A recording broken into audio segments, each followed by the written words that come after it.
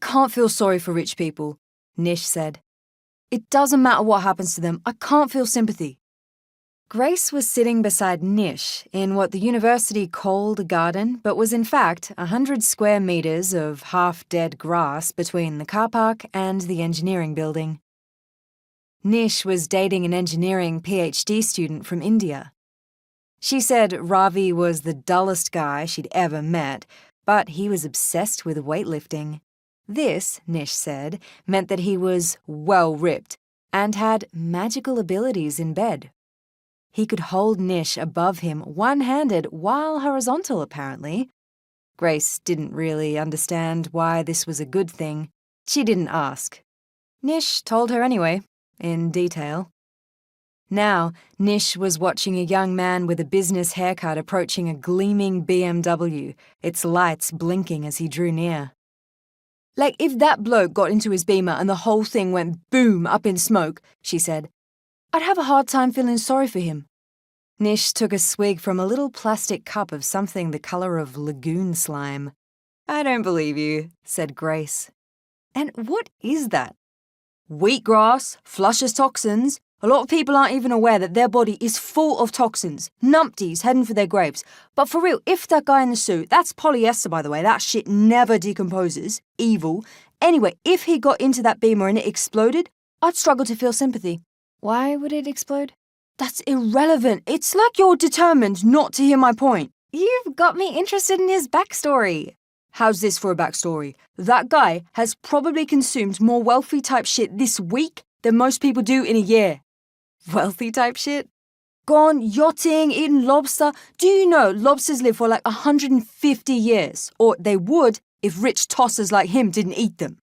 I'm just not sure how rich he is if he's wearing a polyester suit. And it's not like he's driving a Lamborghini. If he was driving a Lamborghini, I'd put a bloody bomb under it myself. There's something wrong with you. Me? He's the one destroying the planet. He's on his P-plates for fuck's sake, and he drives a BMW. Like a new one. Look at the shine on it. It's gorgeous. He might be a really nice guy. A nice guy whose priorities are fucked.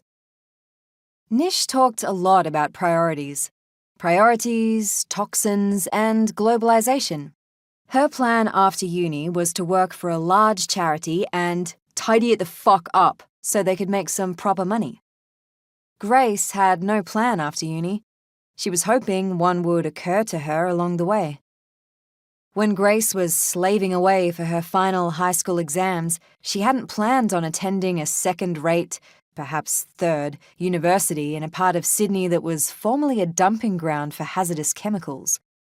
According to Nish, they'd dug a hole for all the deadly shit, put some prefab buildings on top along with a car park and $1 million hockey field.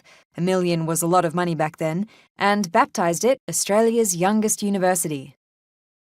Grace believed what Nish said about all the deadly shit, assuming that because Nish was 4 years older and had lived in various places across the globe, she possessed a worldly wisdom, as yet unearned by Grace.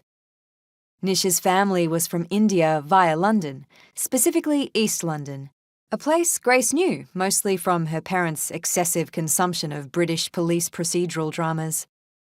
Grace found Nish's quirks of language exotic and endearing, especially the way Nish inserted the word well before descriptors. Well-pleased, well-chuffed, well-ripped, well-hot. Nish used a lot, seriously a lot, of language which would make Grace's mother boil with disapproval, but in Nish's London accent it was somehow forgivable. In 1995, when Nish was 18, her father had dragged his family from London to the outer suburbs of Western Sydney so he could take a job at Australia's youngest university. Imagine going from London to Emu fucking Plains, Nish said. Bit of a disappointment that was. And me mum, and I'm not taking the piss, wouldn't leave the house for 3 months because she thought she was going to get attacked by a fucking emu. Not to mention the bloke next door complaining any chance he gets that he can smell curry wafting from our house. Honestly, I don't know how I've survived this long. My mum, mind you, now complains that she's lived in Emu Plains 5 years and is yet to see an emu.